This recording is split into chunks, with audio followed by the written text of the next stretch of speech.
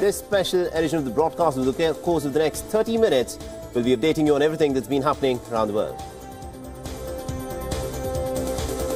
And let's start with some national news first, where Prime Minister Narendra Modi will be visiting the northeastern states of Mizoram and Meghalaya today. He'll be addressing a number of public rallies and will also inaugurate a hydroelectric power project in Aizawl.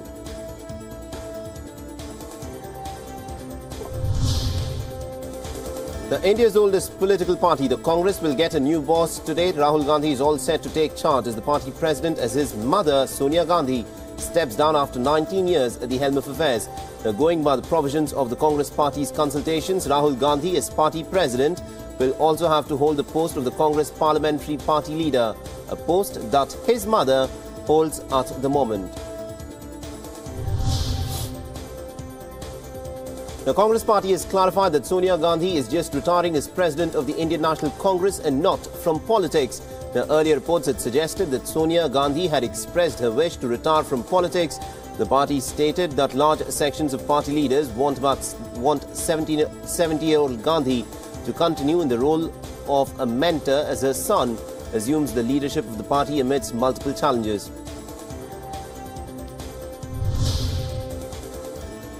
The GST Council will today meet to discuss early implementation of the e-way bill as ways to pluck tax evasion.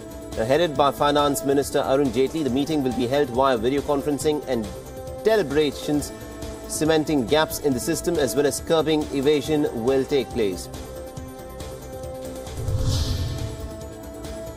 A Delhi court will today pronounce the sentence against ex-Jharkhand Chief Minister Madhu Koda and former coal secretary H.C. Gupta, who have been convicted on a coal scam case. Now, Koda has been convicted in the case of illegal allocation of coal block in Jharkhand to a Kolkata-based firm. 3 others have also been found guilty in the case, including H.C. Gupta. The Muslims across several parts of India held demonstrations to denounce US President Donald Trump's decision to recognize Jerusalem as the capital of Israel. Now, Students Islamic Organization of India, a forum of Muslim students, took to the streets of Kolkata and also held up placards and posters condemning Donald Trump's controversial decision.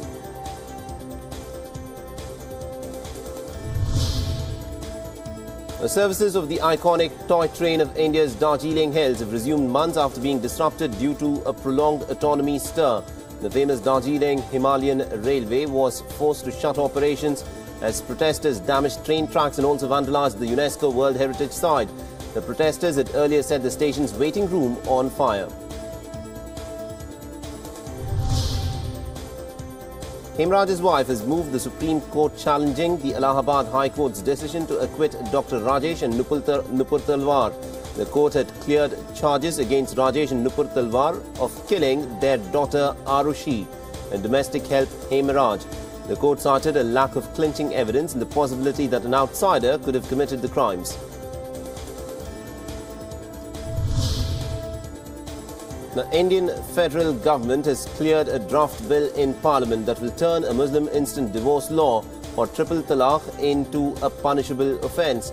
3 months after the Supreme Court ruled triple talaq is unconstitutional, India's cabinet has approved the proposal to introduce the Muslim Protection of Rights on Marriage Bill 2017 to make the practice void and illegal. Canada's Pension Plan Investment Board's Chief Executive Mark Martin has called on Indian Finance Minister Arun Jaitley on Friday in New Delhi. Since making its first investment in India in 2009, CPPIB has invested close to about 6 billion Canadian dollars in India. And just hours after the Supreme Court dismissed the Congress party's request to direct the Election Commission to tally at least 25% of the voter-verifiable paper audit trails with the EVM votes, senior party leader Abhishek Manu Singhvi has slammed the election body and said that the party will file another, more detailed petition in the top court. He said that the Election Commission had itself pointed out the need to verify the results of the EVMs with VVPATs. The Karnataka government has decided to not permit the Bollywood actress Sunny Leone's New Year Eve's show in Bengaluru and elsewhere in the state following protests from the Kannada outfits. Now, Karnataka Rakshana Vedike and some other organizations have been opposing the proposed event in the 30th. Will be an assault on the city's culture. For the past 1 week, the Kannada Rakshana Vedike members have been agitating in the city, taking out rallies and burning effigies of Sunny Leone.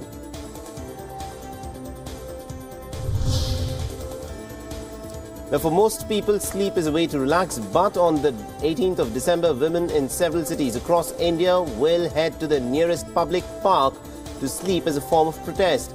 Now, December 16, 2017 marks 5 years since the gang rape of Nirbhaya, and according to a press release by Bengaluru-based Blank Noise, a community project that seeks to confront street harassment, the Meet to Sleep event will be held to mark the day.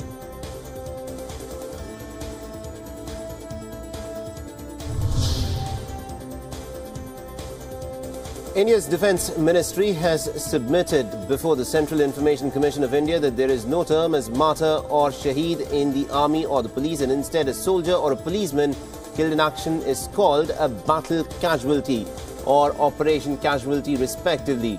The issue surfaced after an RTR applicant approached the Union Home Ministry seeking to know the meaning and detailed definition of the word martyr.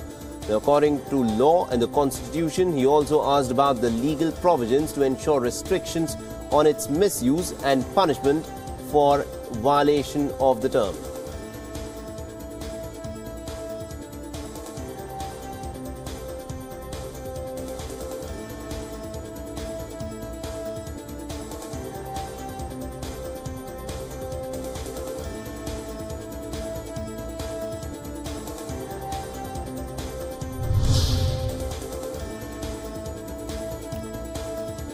Now, NDA constituent and BJP's estranged ally Shiv Sena has warned that its relationship with the party ruling at the centre is not good at the moment and it could have serious consequences on the alliance in the state.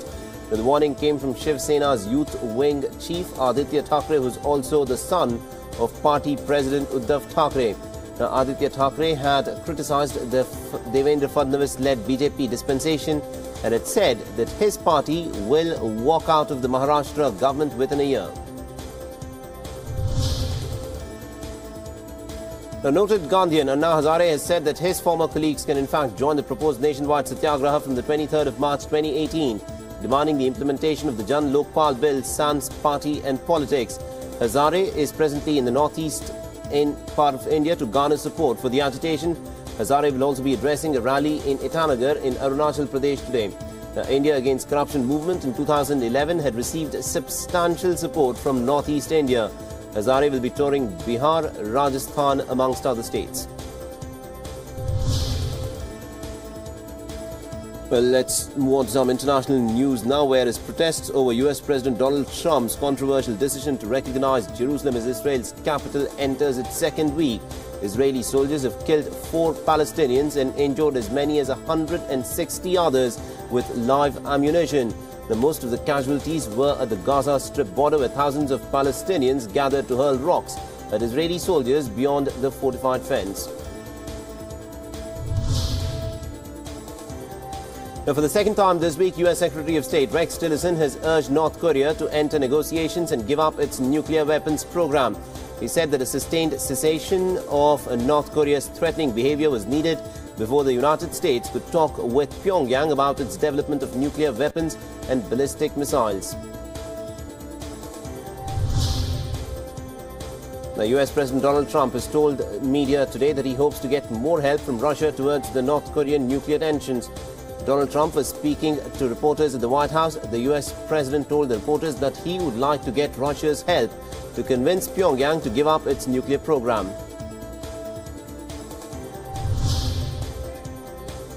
While attention in Asia has been distracted by the North Korean nuclear crisis, China has continued to install high-frequency radar and other facilities that can be used for military purposes in the South China Sea. Now, in response to a question about the claims, China's foreign ministry spokesperson has said that it was completely normal for China to conduct peaceful construction and build essential defense equipment on its own on its sovereign territory. The former Russian economy minister Alexei Yulyukhaev was found guilty of seeking a $2 million bribe and sentenced to 8 years in prison.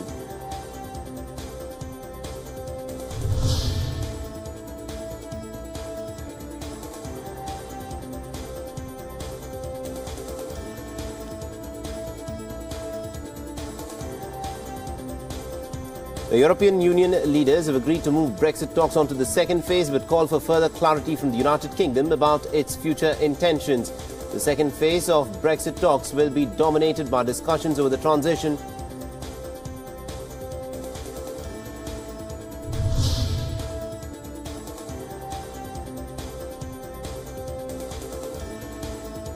Now, Germany's Social Democrats will be holding exploratory talks on forming a government with Angela Merkel's conservative bloc. The move is a significant breakthrough in efforts to end Germany's political crisis that has been going on for months now. The two parties have governed Germany in a coalition for the past 4 years, but the Social Democrats initially had said that they will go into opposition after a disastrous election result in the month of September. A strong 6.5 magnitude earthquake hit the island of Java in Indonesia on Friday, killing at least one person and causing damage to several buildings across the island. The pictures of the aftermath show patients who were gathered outside after having to be evacuated from a hospital and people surveying damages in various cities across Java. As many as 53 patients had to be evacuated from a hospital in Indonesia's Banyumas.